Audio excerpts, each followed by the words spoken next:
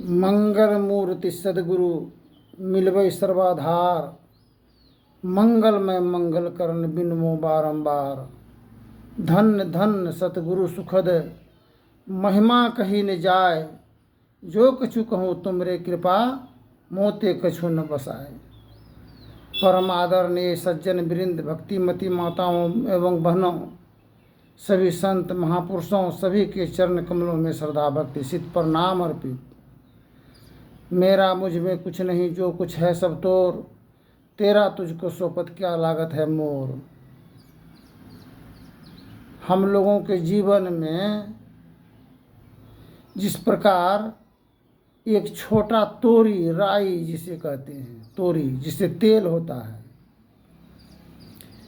छोटा दाना है, किंतु नन्हा पौधा उसमें भी सोया हुआ है। जब तक उसको हम ड्राम में रखेंगे, बोरा में रखेंगे, भूमि का सहारा नहीं मिलेगा, तब तक उसमें से वृक्ष नहीं हो पाएगा, फलित फूलित नहीं होगा।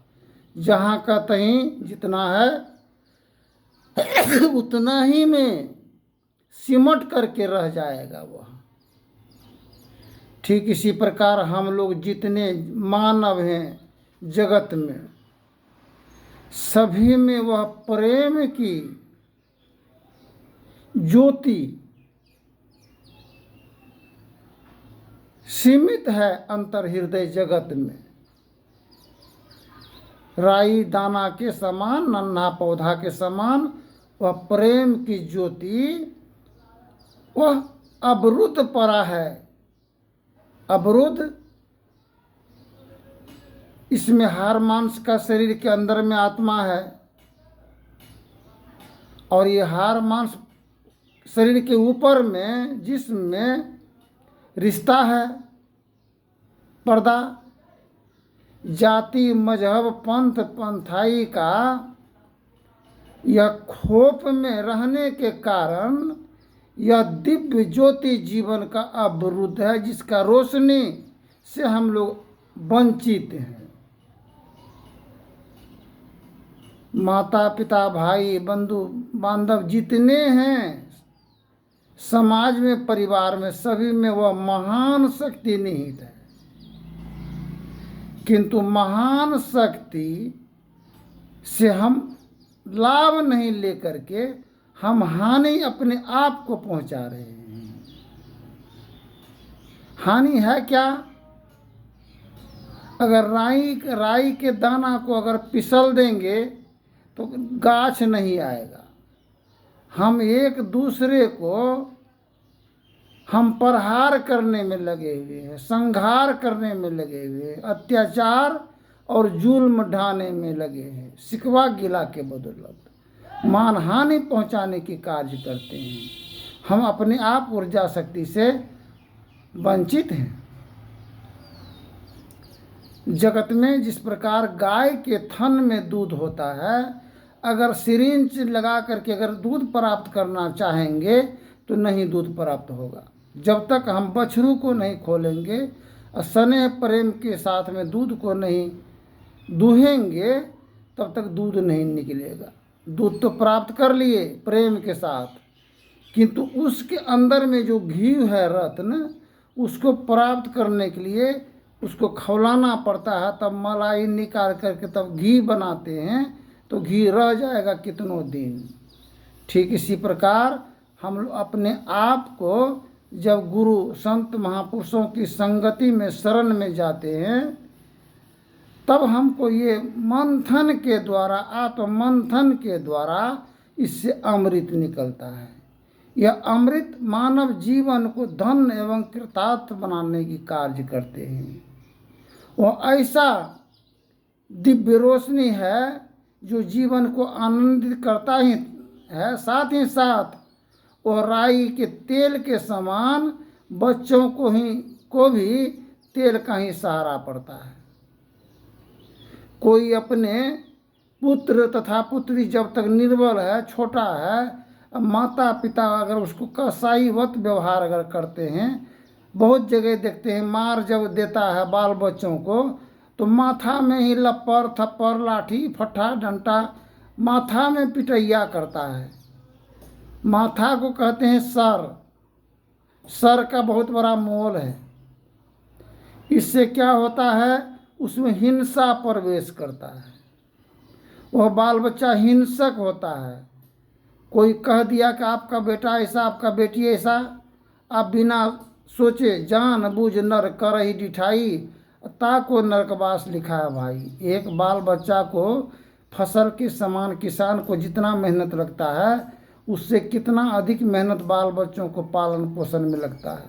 अत्यधिक भार दायित्वों का निर्वहन करने के लिए उसको माता को ही जिम्मेवारी सौंपा गया। माँ को, जो माँ बच्चों को दूध पिला करके पालन पोषण करती है, सेवा करती है बच्चों का, हर हमेशा उसके टहल सेवा में उपस्थित रहती है, और घर के परिजन के द्वारा उसको मार पछाड़ दंगा फसाद हर हमेशा माहौल दूषित माहौल बनाते हैं, तो उससे 32वां दूषित दूध निकलता है, जिससे बच्चों को भरण पोषण करने में पोषण के बजाय कुपोषण होता है। बच्चों को वो विक्षिप्त विचारधाराओं का बाल बच्चा होता है, जो किसी से किसी को नफरत और घृणा रखता है, जलन और द्वेष रखते हैं, अष्टावक्र के समान।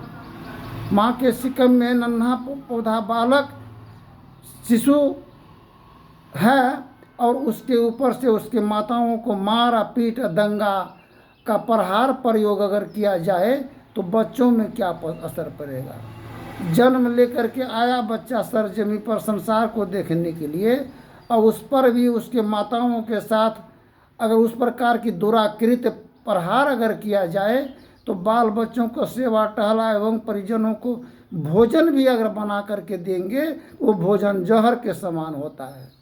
रसोई घर इसलिए नाम पड़ा है कि उसका प्रेम का रस में प्राप्त होता है।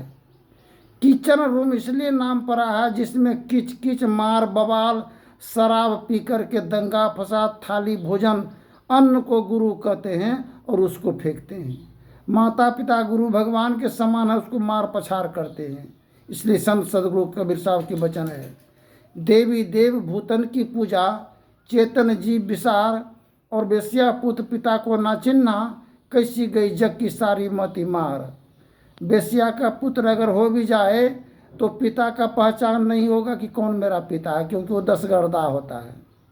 जिस प्रकार कुतिया कुतवा का बाल बच्चा का पहचान उसको नहीं होता है, और हम लोग भी अगर पुत्र को पुत्री को जन्म देते हैं, कुतवा कुतिया के समान अगर झों झों झों झों कौं कौं करने लगेंगे, तो बच्चों में हम तो पशुवत विचारधाराओं को प्रवेश कर रहे हैं और उससे सहानुभूति प्राप्त करना चाहते हैं। कहाँ से हो सकेगा। इसलिए सत्संग नित और ध्यान नित रही कर संलग्न हो, झूठ चोरी नशा हिंसा भी विचार तजना चाहिए। इसके हटे माया हटेगी, प्रभु से होगी एकता, फिर देवता दैत्य नहीं रहेगी।